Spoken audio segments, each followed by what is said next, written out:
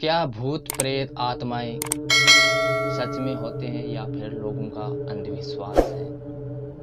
इसका जवाब आपको इस कहानी में मिलेगा। यह घटना है सन 1958 में घटित हुई थी। उस समय में चिकित्सा सुविधा बहुत ही कमजोर हुआ करती थी। यूपी के मुजफ्फरनगर के रसलपुर गांव में एक चौधरी गिरधर सिंह नाम का एक आदमी रहा करता था। उसके 3 साल का एक बच्चा था। उसे चेचक का रोग हो गया। काफी इलाज करने के बाद भी वो जिंदा नहीं बच सका। रात में उसकी मौत होने से सुबह उसके अंतिम संस्कार करने का निर्णय किया गया। उसी रात को मुजफ्फरनगर के एक दूसरे गांव में शोभाराम नाम के एक आदमी की बैलगाड़ी के पहिए के नीचे आ जाने से मौत हो गई। अस्पताल ले जाते वक्त रास्ते में ही उसकी मौत हो गई।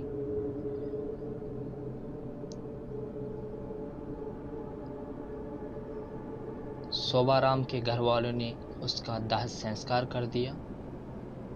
दूसरी तरफ जब रसलपुर में उस मृत बच्चे को दफन करने के लिए जंगल जाने लगे, अचानक रास्ते में उसके शरीर में हलचल हुई और वो उठकर खड़ा हो गया। लोग ये देखकर दंग रह गए, लेकिन बाद में उसको जिंदा देखकर सभी खुश हो गए। लेकिन लोगों को ये पता नहीं था कि उस बच्चे के शरीर को किसी और की आत्मा ने जकड़ रखा है। उस 3 साल के बच्चे में 23 साल शोभाराम की आत्मा अंदर घुस चुकी थी। वो अलग जगह पर आकर बहुत परेशान हो रहा था और खाना खाने से मना कर रहा था, लेकिन बड़ी मुश्किल से समझाकर उसको खाने के लिए राजी किया गया। एक दिन वो बच्चा अपनी माँ के साथ उसके ननिहाल, हमारी बोले तो नांदेरा, जा रहा था कि अचानक रास्ते में वो अलग जगह आई जहां शोभाराम की मौत हुई थी। उस बच्चे ने इशारा करके बताया कि यह रास्ता उसके गांव की ओर जाता है। उसकी माँ उसकी बातों को अनसुना कर उसके ननिहाल चली गई।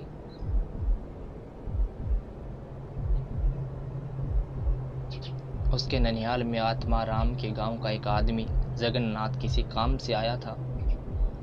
आत्माराम के आत्मा ने उसको पहचान कर उसे आवाज लगाई। जगन्नाथ को बच्चे की मुंह से अपना नाम सुनकर एक शोक अचंभा हुआ।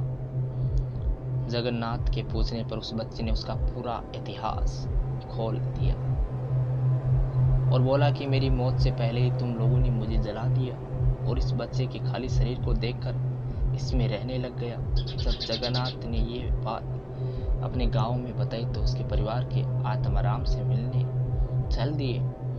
उस बच्चे ने उसको पहचान लिया और वो उनके साथ उसके गांव चल दिया और उसने वापस रसलपुर आने से मना कर दिया, लेकिन लोगों के समझाने पर मान गया। इस तरह वो 2 परिवारों को साथ लेकर चलता रहा। इस कहानी से हमें ये पता चलता है कि यदि कम उम्र में किसी की मौत हो जाती है तो वो अपनी अधूरी इच्छाओं को पूरा करने के लिए यमलोक से वापस जरूर आता है। तो दोस्तों, मैं आपको बताना चाहता हूँ कि यह तो केवल एक कहानी है, लेकिन हकीकत में ऐसे कुछ मामले होते हैं जिनको कोई पहचान नहीं पाता या फिर समझ नहीं पाता। इस कहानी में आपको थोड़ी सी भी सच्चाई लगे तो कमेंट के जरिए अपना विचार लिखना ना भूलें। अगर कहानी अच्छी लगी हो तो वीडियो को लाइक करें, अपने दोस्तों के साथ शेयर करें। अगर आपको ऐसी ही काल्पनिक कहानियां सुनना अच्छा लगता है तो हमारे चैनल को सब्सक्राइब करें। अगर आपके दिल, दिमाग और मन में या आपने भी कहीं से सुनी है ऐसी घटना तो हमें ईमेल करें